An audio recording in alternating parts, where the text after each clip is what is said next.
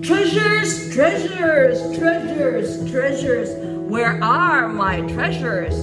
Real estate, even in a very small scale, is the tried and true means of creating cash flow and wealth. Let me repeat. Real estate, even in a very small scale, is a tried and true means of creating cash flow and wealth. I'm Ria. I was just a pirate a few seconds ago, and I'm a family medicine physician and a geriatric physician by profession, and I invest in apartments. I currently have 61 apartment units, and I'm about to close on a few in a couple of weeks. Now, I wrote a book. It's called Apartment Prescription. Apartment Prescription. Right? So it's how I found, bought, and paid for the 50 apartment units. And just like you, I started with one. And that didn't prevent me to get to where I am now.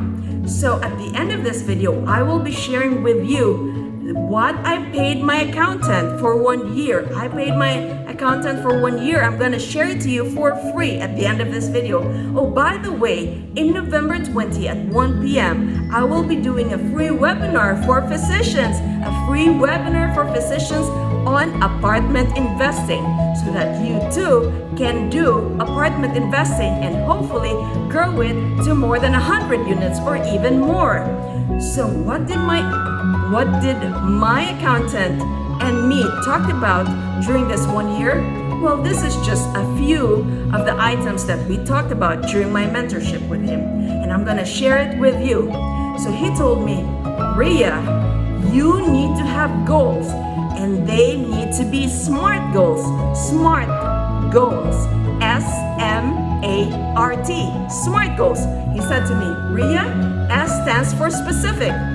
So he told me there are different classes of investing in real estate, in real asset. You could have apartments, you could have warehouses, you could have hotels, you could have commercials like stores, retail stores. So what do you want to invest in? You've got to be specific. And I said to him, well, my treasures, where are my treasures? My treasures are in apartments. They are my treasures. My real estate, my real assets are apartments. So I want you to be specific with your SMART goals too. The next word that he shared with me is M.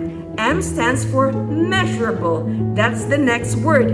He told me, Ria, you've got to track it every month, every 3 months, every 6 months, every 9 months, and every year. It has to be measurable. So I want you to measure your SMART goals too. What does measure mean? So in the beginning, do you want 1 unit or single family home? Do you want 2 unit, 3 unit, 4 unit? No, you've got to measure them every month. Now, when I started, I didn't have any mentors. I just relied on myself, and from not having a lot of education, so I was just buying 1 per year. 1 per year.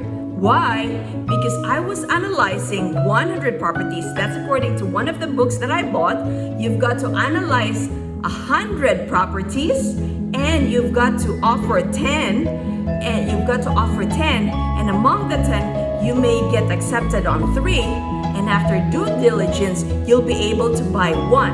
So that's the 110:3:1 rule. So in the beginning when I started, I was only buying 1 per year. So then the next word is A, attainable. So he said to me, Ria, when you're doing SMART goals, you've got to have attainable goals. Yes, dream the moon, dream of conquering the moon, but don't forget you cannot conquer the moon overnight. It takes time. So what that means is you've got to challenge yourself, and you've got to make your goals like possible. It's a challenging goal, and it's a possible, doable goal. So I want you to have attainable goals. Go challenge yourself. Be uncomfortable or be comfortable with the uncomfortable. Now, so he told me after the specific, the measurable, the attainable is R, you've got to be realistic. Realistic. So he told me, Ria, you'll have to overcome a lot of obstacles. So you have to know what you and your team are capable of. So you've got to be realistic. Like in the beginning, I was like, wow, what would it be like to have 100 units? And in the beginning, of course, without me not having a lot of knowledge, I cannot buy the 100 units. It's just not realistic. Why? Because I didn't have the knowledge, I didn't have the funds, I didn't have the network, and I didn't have any mentors. So it was not realistic for me at that time. But now it's very doable. It's very realistic. So the next thing he shared with me is time. Time. T is time. Time bound. So he told me, Ria, when you have SMART goals, you need to have time bound. Time bound means, do you want it in 3 months? Do you want to have it in 6 months? Or do you want to have it in 1 year? So every time I write my goals down, my SMART goals down, I usually have it at the end of the year. So by the end of the year, let's say for example this year, December 31st, 2021, I'll have, let's say 100 units. 100 units. So that's your SMART, that's my SMART goals.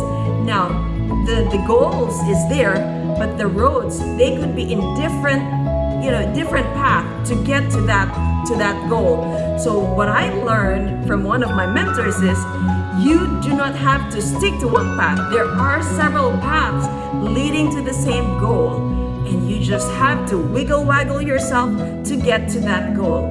So I hope the SMART goals is clear for you.